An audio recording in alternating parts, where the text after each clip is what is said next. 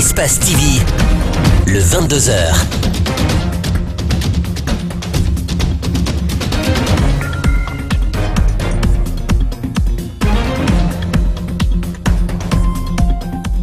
Mesdames et messieurs, vous faites bien de choisir Espace TV pour vous informer. Bienvenue à toutes et à tous. Du vide dans les salles de classe ce lundi 12 février 2018, l'appel lancé par le syndicat libre des enseignants et chercheurs de Guinée, version Boubacar Souma, a été largement suivi par les enseignants, constat assure dans les communes de la capitale. Côté gouvernement, l'on ne reconnaît pas Boubacar Souma comme premier responsable du SLEG. Son porte-parole, Albert Damantan Camara, ne comprend pas la grève déclenchée. Vous l'entendrez dans ce journal. L'appel lancé par le syndicat libre des enseignants et chercheurs de Guinée a été largement suivi dans les écoles de la capitale ce lundi, qualifié d'illégal par le gouvernement guinéen et certains syndicalistes. Boubacar Souma a été entendu par la majorité des enseignants. Pour preuve, au lycée Kipé, l'atmosphère était morose. Les élèves venus depuis 7 heures ont été libérés à la demande du proviseur du lycée. Un constat de Mohamed Valek-Touré et de Lamine Silla. De l'élémentaire au lycée Kipé, en passant par le secondaire, les classes sont vides et les rues menant aux établissements scolaires désertes. L'appel lancé par le syndicaliste Boubacar Souma est bien suivi dans cet établissement où élèves et enseignants ont brillé de par leur présence depuis 7 heures. L'atmosphère morose, à en croire le proviseur du dit lycée qui n'a pas voulu se prêter à notre micro, les élèves se sont présentés, faute d'enseignants, ils ont été libérés par peur. Dans certains quartiers, les mouvements de protestation d'élèves ont été enregistrés. L'intervention des forces de l'ordre a pu disperser quelques-uns qui avaient investi les rues. Dans la commune de Matoto, la grande majorité des écoles publiques étaient vides ce lundi 12 février. Les enseignants ont brillé par leur absence dans les salles de classe, ce qui a d'ailleurs provoqué des perturbations dans les écoles privées, mais aussi sur l'autoroute Fidel Castro. Abdrouane Bam, Abakar Din Kamara pour le constat. 9 heures. Déjà quelques élèves sur le chemin de la maison. Venus suivre les cours pour ce début de semaine, aucun professeur n'est présent pour dispenser les cours. Une situation qui alerte cet élève qui prépare le baccalauréat. Nous préparons le bac, on voit que beaucoup d'élèves ils ne sont pas là. Maintenant nous, vu de ce souci, on était tenu obligé de venir voir si les professeurs seront là. Mais malheureusement, on a vu qu'aucun professeur n'est là. Et c'est à cause de ça que nous rentrons à la maison. La dernière vague d'élèves sortis du lycée Léopold Sédar Senghor, quant à elle, s'insurge de ces perturbations incessantes des cours et scande des slogans.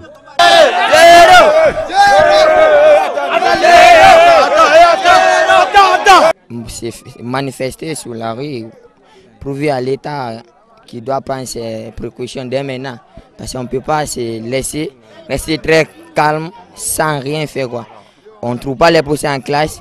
Dans la seule nécessité qu'on a, il faudrait qu'on empêche d'autres personnages sur la rue pour ne pas aussi, pour les empêcher à leur programme. Ne trouvant toujours pas de réconfort, ils décident d'attaquer les écoles privées voisines où se déroulent paisiblement les cours. Titi Camara et Sophia Paul ne sont pas épargnés par ces élèves mécontents. La seule solution, c'est de saccager les choses et mettre certaines choses en place pour que l'État arrive à avoir une réflexion de négociation.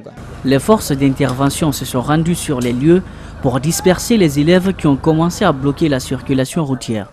Au domicile du ministre de l'Éducation nationale, on peut voir un important dispositif sécuritaire posté à l'entrée. Les écoles du centre-ville de la capitale ne sont pas restées sourdes à l'appel du SLEG version Boubacar Souma. Dans les établissements sillonnés par nos équipes de reportage, les salles de classe étaient pratiquement vides. Les élèves, vous le verrez, ont rebroussé chemin. Malik Sandiana Camara, Ibrahima Sori Camara nous font le constat. Au lycée 2 octobre, le mot d'ordre de grève déclenché par le SLEG a tout son pesant. Les classes sont quasiment vides. Alors que nous tentions de faire notre constat, le proviseur du lycée nous demande bonnement de quitter les lieux, mais n'empêche que nous fassions le tour de la commune pour s'enquérir des réalités de cette grève dans la commune de Kaloum. Pourquoi tu rentres à la maison ce matin? Parce qu'il y a la grève, on n'a pas fait cours aujourd'hui. Tu as peur qu'il y ait des pagailles? Oui.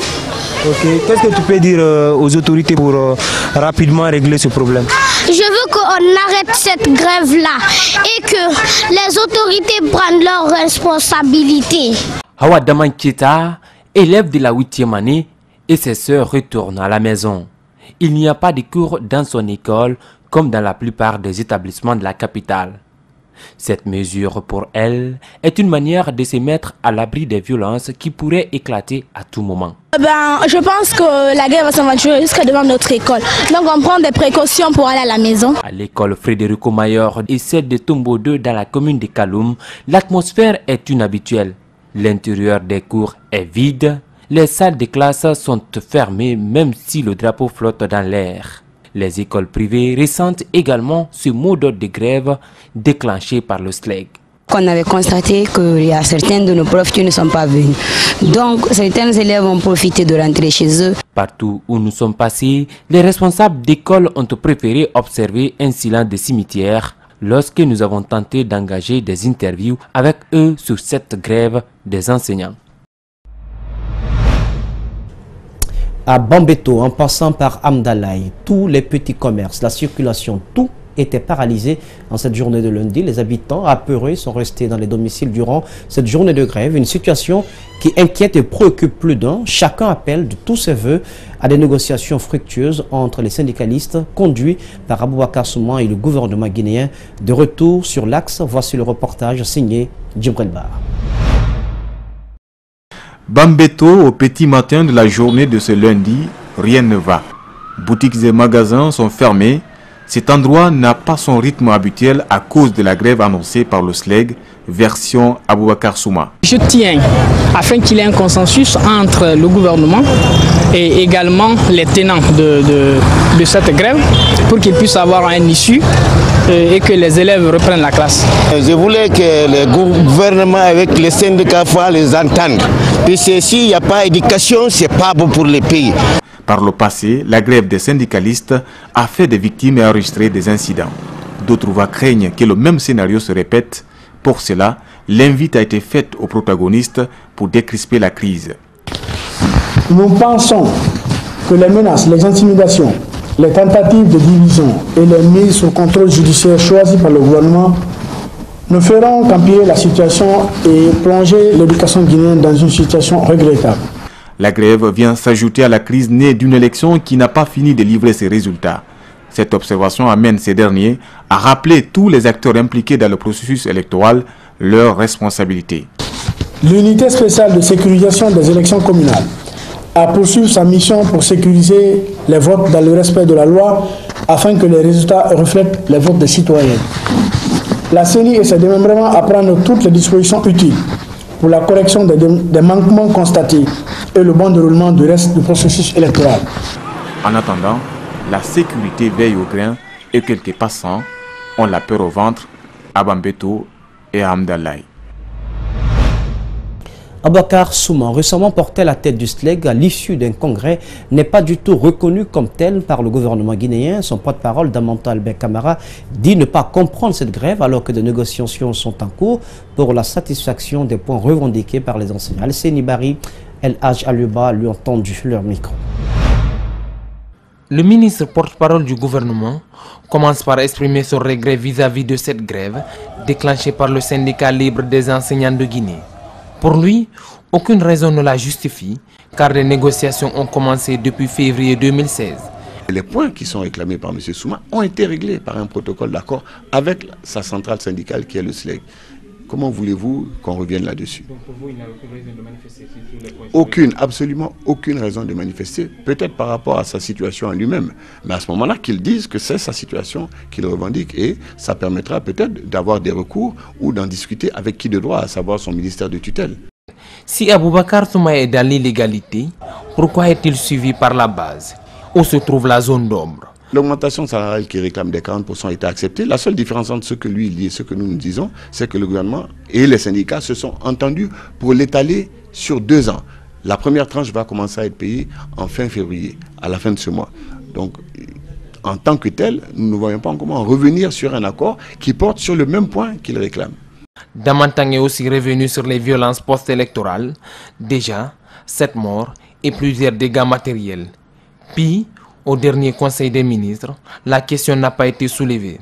Le gouvernement a communiqué dessus, 4 ministres sont intervenus, la société civile est intervenue, les partenaires internationaux. Donc nous avons condamné ces violences, et nous avons appelé au calme et le ministre de la Justice a clairement dit ce qu'il comptait faire. Il y a eu même des arrestations. Tout de même, il rassure que toutes les dispositions sont prises par le gouvernement pour maintenir la paix et la sécurité dans tout le pays. En temps de conflit, de convulsions sociales, même ceux qui prêchent la paix peuvent être sujets à la violence. Dansa Kourman, président du Conseil national des organisations de la société civile guinéenne, CNOX, alors qu'il ralliait son domicile dans la nuit de samedi à dimanche dernier, a été violemment attaqué par un inconnu armé de pierres. Blessé au visage, sa voiture a été entièrement endommagée. Un acte regrettable qui survient après de nombreux messages d'intimidation. Une preuve, nous confie-t-il, qui n'entame en rien son engagement citoyen. Mohamed Souma, Abdoulaye Kamara l'ont rencontré pour plus de détails. À peine sorti de l'hôpital pour son pansement, le président du Conseil national des organisations de la société civile guinéenne reprend service avec des visiteurs pour le soutenir au sortir d'une agression subie aux environs de 23 h dimanche dernier. Il retrace le terrifiant scénario vécu à Bambeto. Il y a quelqu'un qui est sorti devant moi avec une grosse pierre et il a cogné contre mon pare-brise. La pierre a pénétré dans la voiture et est venue me taper au niveau de l'œil gauche. Donc la chose était faite avec une telle précision que c'est seulement mon côté qui a été touché dans la voiture et c'est moi qui conduisais. Et après moi, il n'y a pas eu d'autres attaques. Et devant moi, il n'y a pas eu d'autres attaques. Donc ce n'était pas un événement dû à une manifestation, mais c'était un acte prémédité, préparé et bien organisé pour le faire. Cette agression sur sa personne serait l'aboutissement de nombreuses menaces qu'il reçoit ces derniers jours, témoigne-t-il. Main droit dans ses bottes, reste dans sa Kourman. S'ils pensent qu'ils m'ont fait peur, ils se trompent. Je ne suis pas un homme politique, je n'ai pas de parti politique, même si en Guinée, à cause de ton nom, on te colle une étiquette politique. Moi, je suis désolé, c'est juste une fuite en avant. Alors, je pense que je ne compte pas interpréter ça sur le terrain politique mais ethnique. La gendarmerie nationale saisie à l'effet a ouvert des enquêtes pour retrouver l'auteur de l'acte. Avec le sens civique et avisé, il reste attaché aux valeurs qu'il défend et ne veut surtout pas politiser la chose. J'ai déjà pris contact avec la gendarmerie, donc j'ai porté plainte.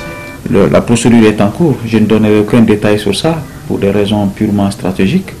Que la coloration soit enlevée, parce que je n'agis pas pour une communauté en Guinée. Moi, j'agis pour tous les citoyens guinéens une fois que leurs droits sont menacés ou violés. Dans le même sillage, certains acteurs de la société civile, notamment le vice-président du CNOX, condamnent l'attaque qui a visé Dr Dansa Kourman, l'écoute au micro de Mamadou Boy Diallo et d'Aboubacar Dine Kamara. Si il n'y a pas de langage de vérité, si vraiment la loi n'est pas appliquée et que la justice ne joue pas son rôle, la justice n'est pas auprès des justiciables, ça laisse libre cours à la violence, à la barbarie.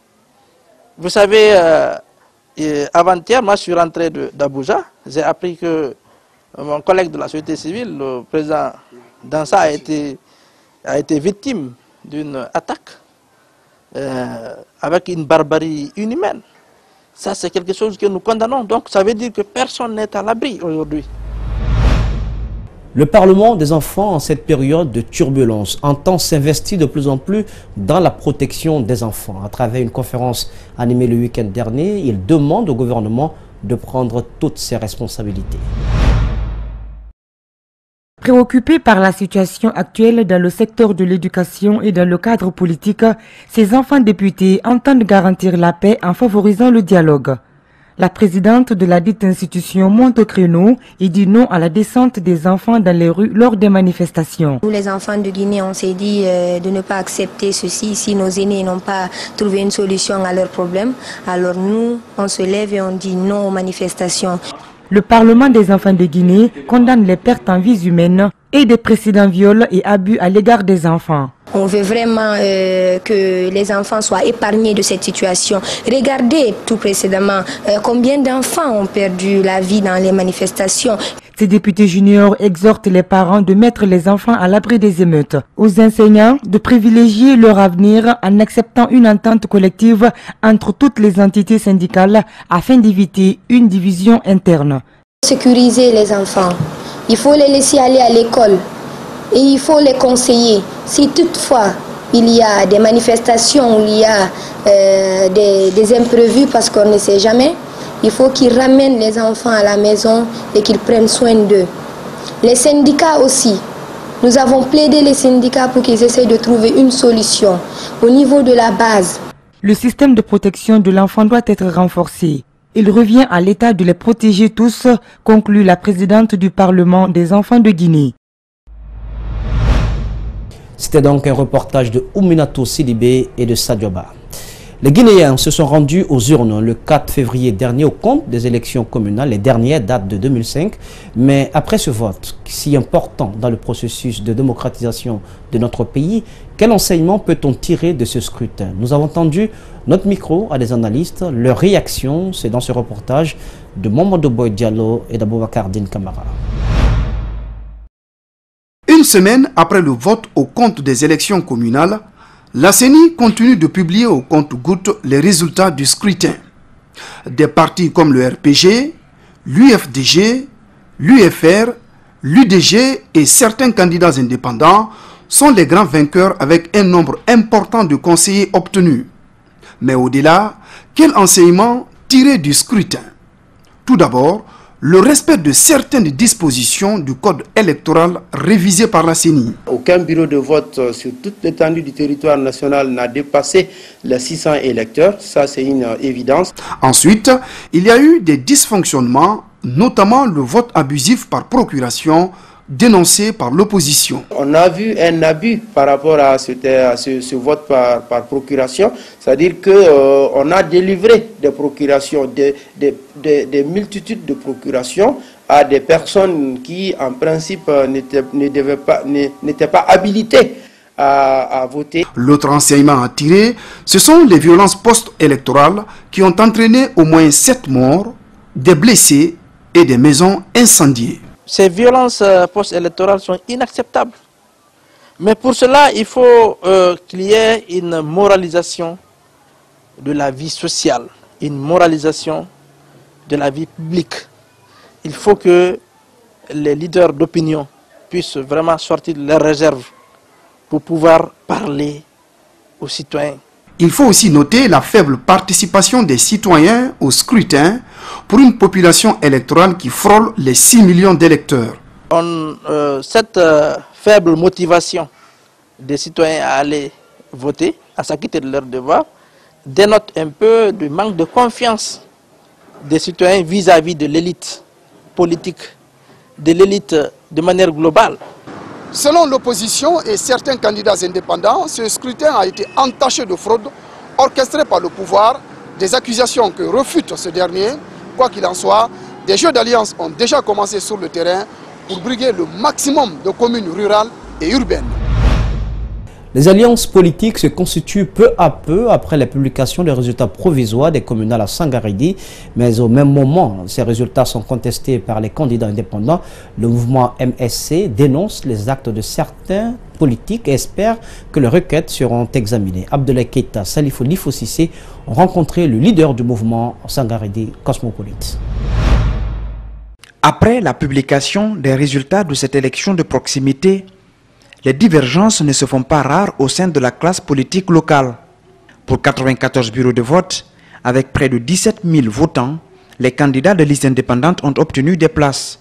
Ces résultats sont entachés de fraude selon la liste indépendante qui envisage déjà des recours en justice. Je crois que les résultats, les élections plutôt, se sont déroulées dans le calme, mais malheureusement, il y a eu des imperfections. À mon avis, il y a eu des fraudes qui pourraient entacher la régularité de ces élections, mais de toutes les façons, nous de notre côté, nous sommes légalistes, on a fait recours auprès du tribunal de première instance de Bokeh. Nous estimons que nos recours seront examinés et que le droit sera dit. L'une des méthodes qui serait mise en marche en défaveur de la clarté du scrutin, ce sont les procurations. Je vais vous donner un exemple par rapport aux procurations.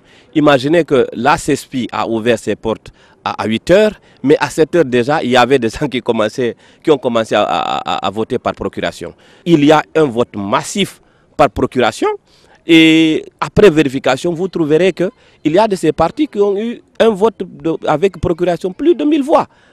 Cependant, les négociations sur les alliances sont déjà engagées. Le mouvement Sangaridi Cosmopolite bascule vers le RPG. On a été consulté par le RPG, contrairement à l'UFDG qui, avec les résultats provisoires à ses sièges, donc qui pense qu'il n'a pas besoin d'avoir nous les indépendants. Avec 4 conseillers, en attendant les recours engagés, les candidats des listes indépendantes s'estiment satisfaits des résultats obtenus qui témoignent la valeur des listes citoyennes. Tension post-électorale, revendications syndicales. À cela, il faut ajouter la fièvre de Lassa. Tout le monde a encore en mémoire les affres causées par la fièvre hémorragique à virus Ebola. Et pourtant, il faudra, pour les autorités sanitaires, parer à l'urgence, car la fièvre de Lassa sévit déjà en Afrique de l'Ouest. Alors, comment reconnaître et comprendre les symptômes et les modes de transmission de la maladie? Mariam Fodé Kamara et Mohamed Aloussène Kamara ont rencontré un épidémiologiste. Suivez. La présence de la fièvre Lassa en Guinée remonte à 1982. Une étude menée par une équipe russe à Kindia a permis de la détecter. Ce spécialiste des fièvres virales revient sur les modes de transmission. La transmission directe, ça veut dire un homme qui touche les excréments des rongeurs ou qui consomme les rongeurs. Au moment de préparation, il touche le sang qui est infecté de rongeurs, il peut se faire contaminer. Nous avons une transmission qu'on appelle secondaire indirecte. Souris, mastomys nantalensis, qui peut vivre dans les maisons, dans les champs, autour des villages.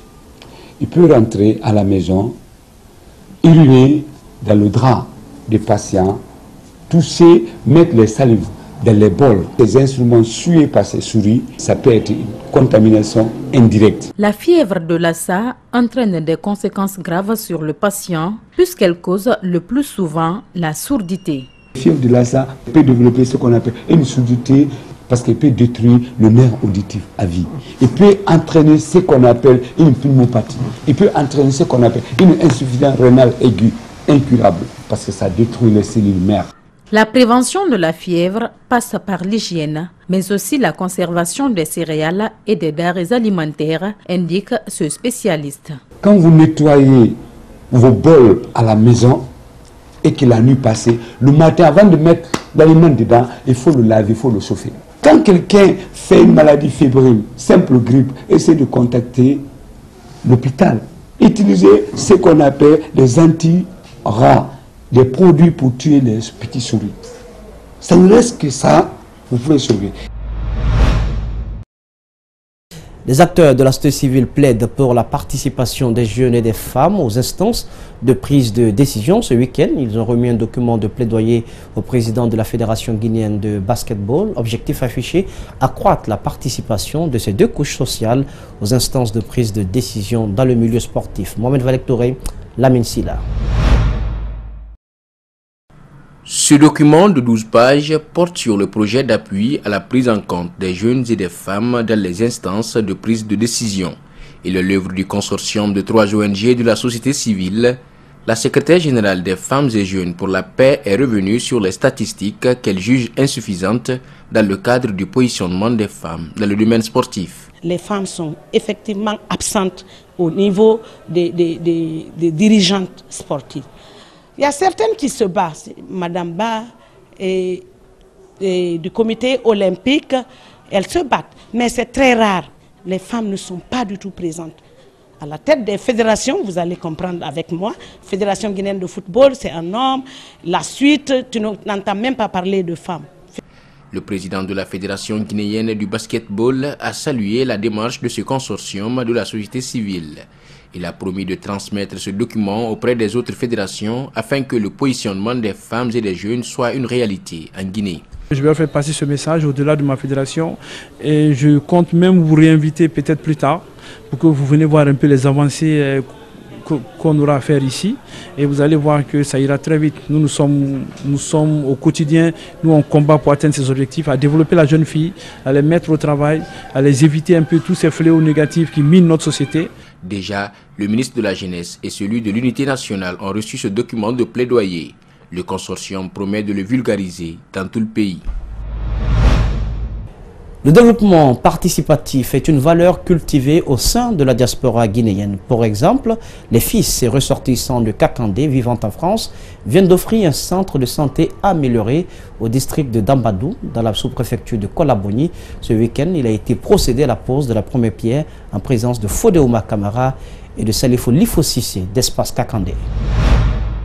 Cette cérémonie de la pose de première pierre a mobilisé les habitants des secteurs de Dabankou, les villages environnants et les responsables du système sanitaire de la région de Boké. Cet édifice, qui sera réalisé sur une superficie de 500 mètres carrés, comportera 4 blocs. Il s'agit de la pharmacie, la maternité, l'échographie et le bloc d'hospitalisation. Les jeunes ressortissants de Kakandé vivant en France sont déterminés à apporter leur soutien au bercail tout en réalisant des infrastructures de base. La plupart des membres de l'association des jeunes de Kakandé sont des Français d'origine guinéenne et nous sommes venus consulter en fait nos aïeux en leur demandant quels sont leurs besoins aujourd'hui à Dabankou, quels sont leurs besoins aujourd'hui dans la région de Kakandé et ce qui revenait, c'est tout simplement un centre de santé. Au-delà de la construction de ce centre de santé amélioré, l'ambition de cette diaspora guinéenne de Kakandé est immense. Il s'agit de la formation des jeunes pour minimiser l'immigration clandestine. Autour de ce projet-là et que le projet aussi sur place ici en Guinée, à Dabankou, soit générateur d'autres nouvelles énergies, notamment à travers la formation, à travers des différentes techniques de construction qui peuvent être initiées ici. Cette initiative à caractère humanitaire des fils de Kakandé est saluée et appréciée par les autorités locales en charge de la santé de Boké. Cette ONG qui sont des natifs de Dabankou, qui sont en Europe, précisément en France, qui ont estimé qu'ils doivent aider les populations de leur village pour contribuer à l'amélioration de l'état de santé de la population de Dabankou et de tous les villages environnants. Ce poste de santé est construit en 1992 sous fonds propres des communautés.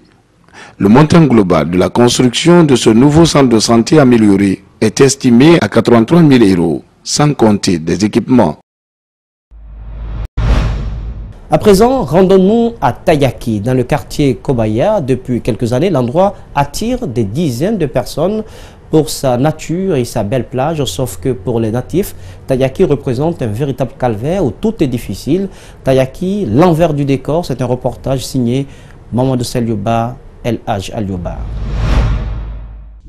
C'est un endroit qui fait rêver, mais dont la surprise est toujours réservée aux plus curieux. Tayaki, un secteur de Kobaya à seulement 3 km de la capitale, donne l'image d'un village avec ses palmiers, ses maisons en terre et bien sûr son vin local. Ici, pas d'électricité, pas d'eau potable, pas de centre de santé. C'est cette liste qui rend la vie difficile aux habitants. Nous vivons ici pas facilement quoi. Nous sommes un peu gênés.